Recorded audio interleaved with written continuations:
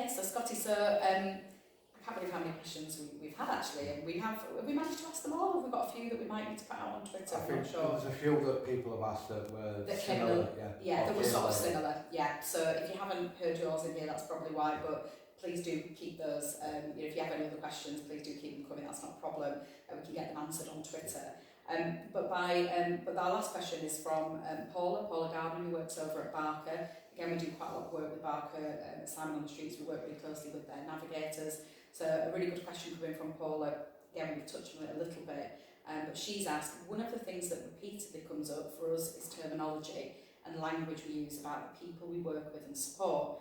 Commonly used term is multiple and complex needs, or just complex needs in job titles. I would like to ask if people feel that this labels them as too difficult to work with, and if they have a term that they used that they would prefer us to use. And yeah, I mean, complex is just bandied about all over the place now, isn't it? And it's a really interesting question because, again, I think it gives a certain perception about a person. You know, we're all complex, aren't we, in our own way?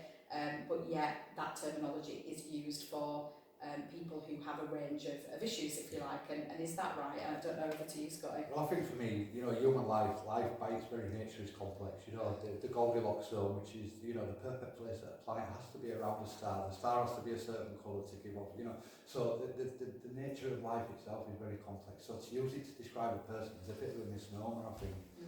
I understand why, and again, I hark back to the service, the big lottery funded service. The complex and multiple needs kind of generated from there, and so some of the responsibility has to come from some service users with that, because they felt that was a better way of describing it than addict, homelessness. Yes. They felt there had to be a bracket but that was a few years ago, and things have evolved since then, and we've learned since then. And yeah, while human beings are complex, it's probably better than using complicated, but I don't think it's great, because the one thing is, and I say this, and I said it on the training, and I say it on Twitter, I evangelise that services are set up for deficit. They're set up to treat a problem, provide a prescription, find a solution. That person's an addict, he needs a prescription. That person's got mental health, we need to sort it out.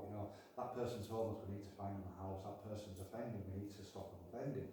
So the idea is that them labels stick with people. Co-production is a direct challenge to some of that, because what it does is it takes them labels away, and it takes the people that survive under them labels away as well. Some people thrive being able to sort out people's problems, being able to help, take that power away. And I think once you start to take the power away and work in a balanced way, you'll start to see people as people. We've had this discussion how many times, and I've never not had this discussion with every colleague and professional that I've come across. What is the terminology? How about not starting at the point of not having that discussion, starting at the point of not needing that discussion with just people? I mean, you can't say on the job title, people we work with, people we support, navigator, but you can adapt it so what you're saying is a navigator rather than the complex and multiple needs navigator, or so. That's it's the extension, isn't it, of you calling a client service user that, but it extends to a job title. And what does that mean? And again, who's asking those questions? What does that mean to the people who are on that caseload of that person? So and it comes back to not making those assumptions, doesn't it? And are we asking people enough actually? And are people thinking that by very virtue of being on a caseload of somebody who is a complex caseworker, that they are themselves difficult or hard to engage, or that does need some thought, I think, and we're all guilty of making, I'm constantly rewriting stuff and checking myself, and should I be saying that? It's really hard, because language, as I bang on about and you bang on about, we do it together, is really, really important. And so it's a challenge, and I think we just have to keep talking about it. And I also think it works both ways. It does work both ways. How do you introduce yourself in a room full of people? Hi, I'm Scott. I'm the co-production lead for Simon. No, I'm not. I'm Scott. I'm this, I'm that, I'm the other. Before I'm the co-production lead for Simon on the Street.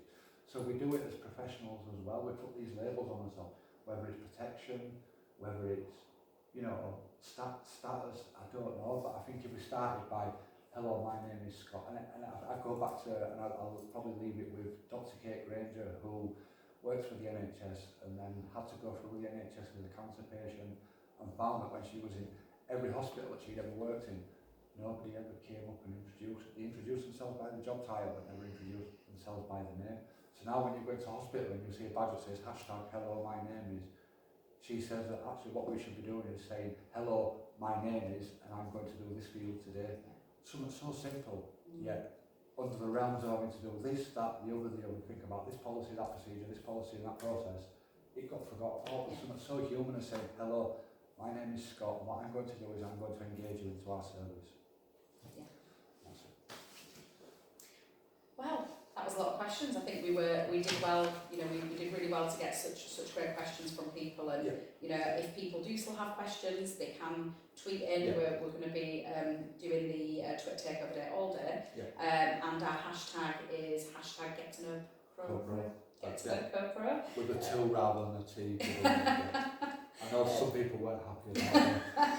We had a bit of backwards and forwards about the hashtag there, but we're happy with it. We're settled on it. So anything that anybody wants to ask, they can tweet in and put that hashtag, and then and we'll look forward to answering some more questions. And thanks ever so much, and thanks Scotty for answering all those questions today. It's been brilliant. Thank you, and I hope to hear you, see you typing tomorrow, and join me on the Twitter account tomorrow. Thank you.